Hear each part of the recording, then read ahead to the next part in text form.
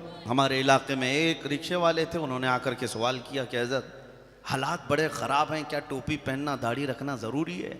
मसलहतों के एतबार से हम भी कॉमन आदमी बन कर के रहे। मैं उन सेकुलर लोगों को कहता हूँ जो ज़्यादा सेकुलर बनने की कोशिश करते हैं, उनका हाल क्या होता है।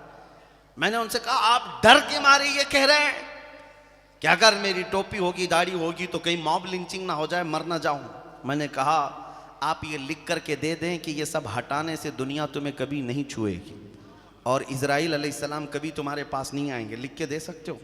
कहा नहीं, मौत तो आनी ही है, मौत तो कभी भी आएगी। मैंने कहा है नादान, जब पता है मौत तो आनी है तो इश्क़ मुस्तफ़ा और सुन्नत मुस्तफ़ा में आ जाए तो क्या बड़ी बात। आज से 2 साल पहले जुनूब हिंद से लॉकडाउन का ज़माना था, जब एक कुत्ता भौंक रहा था हुजूर की शान में, नबी पाक सल्लल्लाहु ताला अलैहि वसल्लम की तौहीन कर रहा था और उसकी तौहीन को कोई मुसलमान नहीं बर्दाश्त कर सकता, कोई नहीं बर्दाश्त कर सकता। जाहिर सी बात है मेरी खुद की रात की नींदें उड़ी हुई थी। चंद नौजवान रोते हुए आए थे, कहा कि ये सुन नहीं सकते हम। कहा मेरे भी सुनने के काबिल नहीं, इससे पहले कि हम मर जाते हुजूर के लिए ऐसे अल्फाज सुन रहे हैं। फिर जज्बात थे, हमने ललकार करके उससे कहा जितनी बातें कह रहे हो अगर ये हकीकत है तो हम डिबेट नहीं करेंगे, आओ मैदान में उतर करके देखते, मैदान में उतर करके देखते। ये वाकया आपको पता होगा 2 साल पहले, साल गुजर गए, 2 साल गुजर गए, कुत्ते का कोई नामो निशान नहीं, खत्म हो गए। भौंकने वालों को साइड लगा दिया गया। जो भी हालात हुए, हम तो पहुंचे थे दिल्ली की जामा मस्जिद भी, जिसको ये शक था कि जाएंगे कि नहीं जाएंगे, हम तन्हा पहुंचे थे। मैं आपको बताऊं, यही लिबास है मेरा।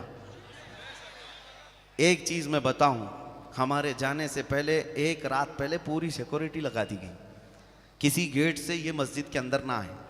लेकिन जुमा के वक्त 12:30 बजे ऐन जुमा की अजान के बाद मैं अंदर दाखिल हुआ। मेरे आगे पीछे सारे लोगों की चेकिंग हो रही थी, मेरी कोई नहीं हुई। हम तो पहली सफ में जाकर बैठ गए थे जुमा के बाद।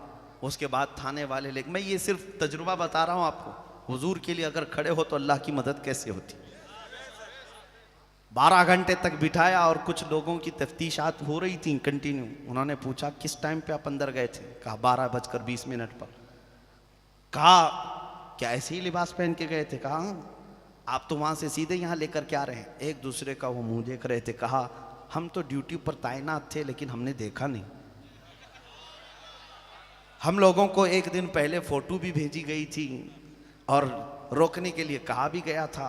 हमने कहा आपको फोटो भी भेज दी गई, रोकने के लिए कहा गया। मैं चोरी करने तो नहीं आया था, चोरी करने तो नहीं आया था, मैं मेरे मुस्तफ़ा की इज्जत के लिए आया था। सुनो, आज तुम्हारी नजरों में बच गए होंगे या तुम्हें नजर नहीं आए होंगे, हमारा तो अकीदा ये है कयामत का मैदान भी होगा, ढूंढा ही करें सदर कयामत के सिपाही, ढूंढा ही करें सदर कयामत के सिपाही, वो किसको मिले जो तेरे दामन में छुपा हो।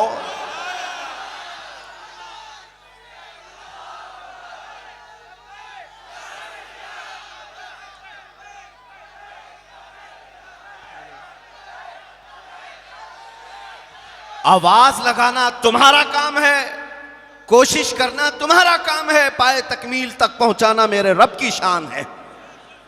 50 लोगों में पुकारी हुई वो हमारी आवाज थी जिसको दुनिया के चप्पे चप्पे तक मौला ने पहुंचाया। लोग अगरचे ये समझते हैं कि सोशल मीडिया का दौर है इसलिए पहुंच गई होगी, सोशल मीडिया में हजारों लोग भरे हुए हैं, यही आवाज क्यों पहुंचाई गई? और भी हैं, ये आवाज क्यों पहुंचाई गई? मैं अपनी तारीफ के लिए नहीं कह रहा, दिल से जो बात निकलती है असर रखती है, पर नहीं ताकत परवाज मगर रखती है, उड़ करके जाएगी आवाज। कभी ये मत देखना बड़ी कॉन्फ्रेंस में बोलूंगा, बड़े मजमे में बोलूंगा। हम तो 50 लोगों के मजमे में उस कुत्ते को ललकारे थे और दूसरे दिन सीधे जाकर टैग हो गया और चुप भी गई बात।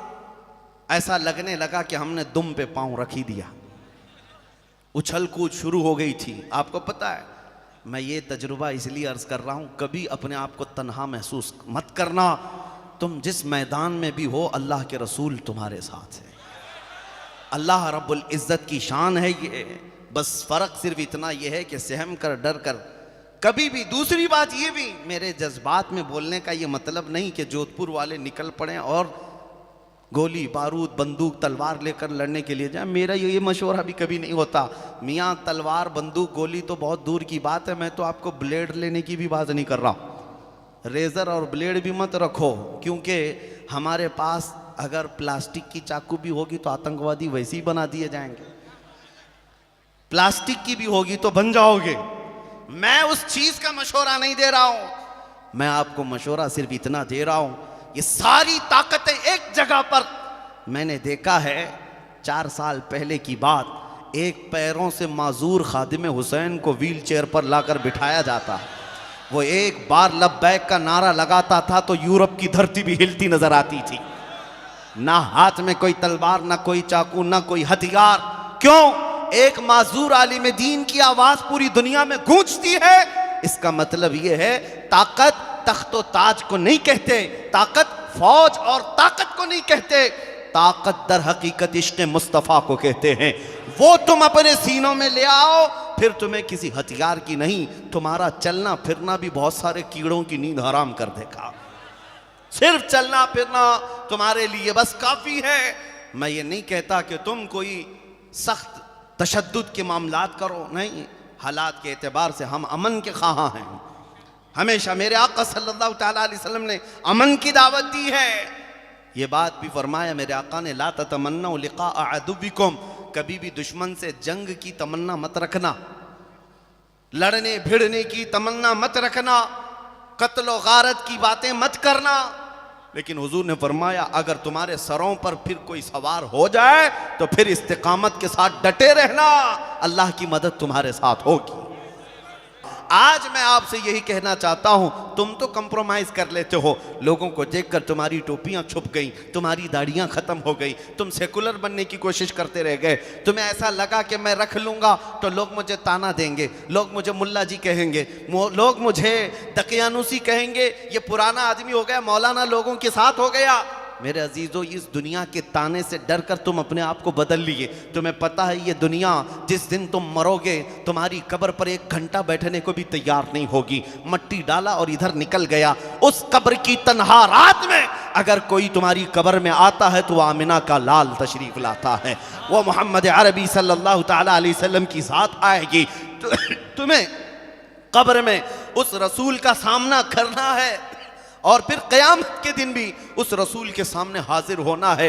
तो छोड़ो इनके तानों से, ये 4 दिन भोंक तो सकते हैं, हमें जिसके सामने चेहरा दिखाना है उसका चेहरा क्यों ना अपनाएं। इसलिए कि एक सुन्नी आशिक रसूल जो होता है वो मरता भी है तो खौफ से नहीं मरता, वो इश्क से मरता है। इधर आंखें बंद होंगी, उधर मुस्तफ़ा की ज़ियारत होगी।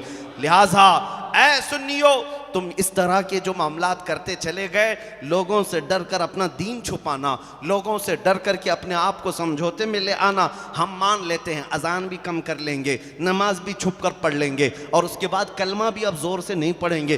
कहाँ कहाँ तक पीछे तुमको दुनिया ढकेलती रहेगी और तुम इसी तरह पीछे चले जाओगे। एक दिन तुम्हारी अजमतों का सौदा हो जाएगा। आज जो हालात पेश आए हैं हमारी माँ और बहनों के नाम पर, ये सुल्ली ऐप, ये तमाम जो ऐप बना करके औरतों के नाम पर जो इज्जतें नीलाम की जा रही हैं, किस वजह से है? इसलिए कि इमाम गजाली ने फरमाया था जो उम्मत अपने नबी पाक के खिलाफ गालियां सुनकर खामोश रहेगी, उस उम्मत पर ऐसा वक्त आएगा कि उनकी माँ और बहनों की इज्जतें बाजारों में नीलाम होंगी और उस वक्त ये कुछ न कर सकेंगे। हमारे इलाके में एक रिक्शे वाले थे, उन्होंने आकर के सवाल किया कि हज़रत हालात बड़े ख़राब हैं, क्या टोपी पहनना दाढ़ी रखना ज़रूरी है? मसलहतों के एतबार से हम भी कॉमन आदमी बन कर के रहे। मैं उन सेकुलर लोगों को कहता हूँ जो ज़्यादा सेकुलर बनने की कोशिश करते हैं, उनका हाल क्या होता है। मैंने उनसे कहा आप डर के मारे ये कह रहे हैं कि अगर मेरी टोपी होगी दाढ़ी होगी तो कहीं मॉब लिंचिंग ना हो जाए, मर ना जाऊँ। मैंने कहा आप ये लिख कर के दे दें कि ये सब हटाने से दुनिया तुम्हें कभी नहीं छुएगी और इज़राइल अलैहिस्सलाम कभी तुम्हारे पास नहीं आएंगे, लिख के दे सकते हो? कहा नहीं, मौत तो आनी ही है, मौत तो कभी भी आएगी। मैंने कहा है नादान, जब पता है मौत तो आनी है तो इश्क़ मुस्तफ़ा और सुन्नत मुस्तफ़ा में आ जाए तो क्या बड़ी बात,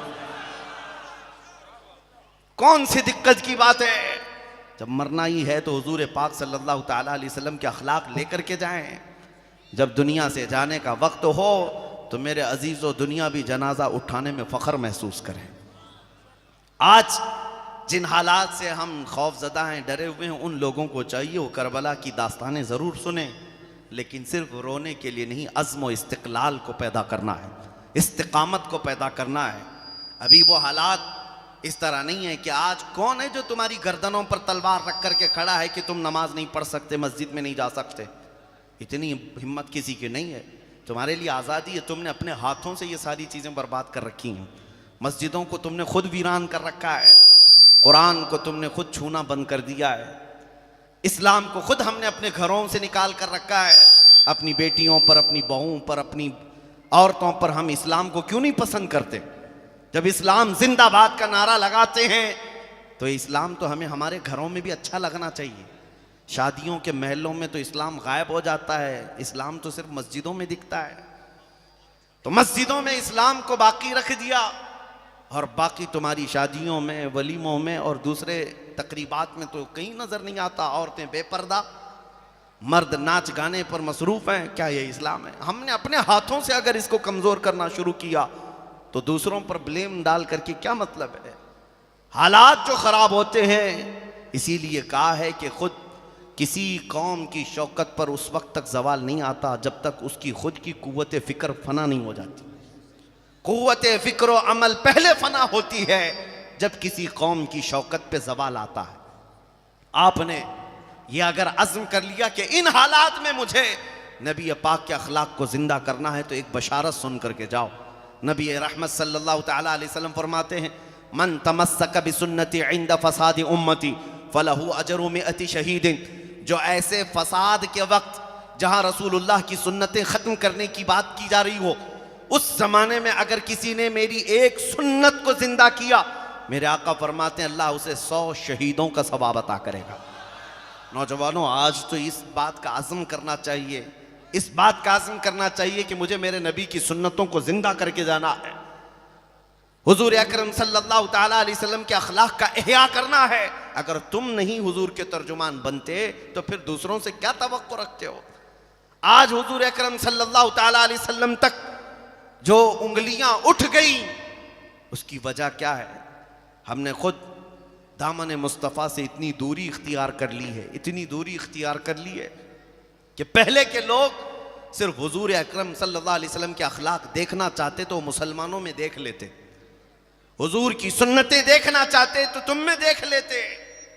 एक एग्जाम्पल मैं आपको बता दूं, तुम्हारा अमल आज भी दुनिया में इनकलाब ला सकता है। तुम्हारा अमल, और हमारी कौम किस बात के इंतजार में? आसमान से अभी मदद आ जाना चाहिए, आसमान से फरिश्ते उतर जाएं, जमीन से कोई ताकत आ जाए जो गैब से तुम्हारी मदद करे। तुम कुछ नहीं करना चाहते, तुम कुछ नहीं बदलना चाहते। आसमान से मदद कब आती है पता है? बदर के मैदान में आई जरूर 5000 फरिश्तों की मदद, लेकिन आपको पता है वो 313 सहाबा मदीने से 160 किलोमीटर तक गर्मियों की शिद्दत में बगैर चप्पल करके चल कर गए। रेत की जमीन पर आज अगर आप 2 मिनट खड़े हो जाएं, पैरों में आबले पड़ जाएंगे, पैरों के अंदर तुम्हारे छाले पड़ जाएंगे। वो रसूल पाक के सहाबा थे, बगैर किसी छत के साए के 150 किलोमीटर तक चलते रहे। वो भी रमज़ान का महीना था, 17 रमज़ानुल मुबारक की तारीख है। उन्होंने तो जिगर निकाल कर रख दिया मेरे आका के कदमों में। अंसार सहाबा हुजूर के, मदीने के, हुजूर ने जब तकरीर की कि यहाँ से जो जाना चाहे वो जा सकता है, तुम्हारा क्या मशवरा है? अंसार सहाबा में से एक सहाबी खड़े होकर कहते हैं, या रसूल अल्लाह सल्लल्लाहु अलैहि वसल्लम, हम तो मदीने से चलकर बदर तक आ गए, जो 150 किलोमीटर का फासला है। यमन की राजधानी सनआ जो 1500 किलोमीटर दूर है मदीने से। वो सहाबी कहते हैं, आका अगर आप यमन के सनआ तक भी हमें इस तरह चलाएं, हम पीछे मुड़कर कभी नहीं देखेंगे, हमारे सामने अल्लाह का रसूल है। ये आज़म था उनका, ये इस्तिकामत थी। उन्होंने तो जिगर निकाल कर रख दिया था, तब अल्लाह की मदद आई, तब 5000 फरिश्ते उतरे। और हम घरों में बैठ करके गाने सुनते रहें, सीरियल और टीवी देखते रहें और रोजाना ये इंतजार करते रहें अल्लाह की मदद कब आएगी। अल्लाह की मदद आएगी, तुम खुद अपने अंदर से इनकलाब पैदा करो, तुम्हारा एक अमल लोगों के अंदर इनकलाब ला सकता है। ये मेरा यकीन है, मेरा यकीन है मेरे अजीज।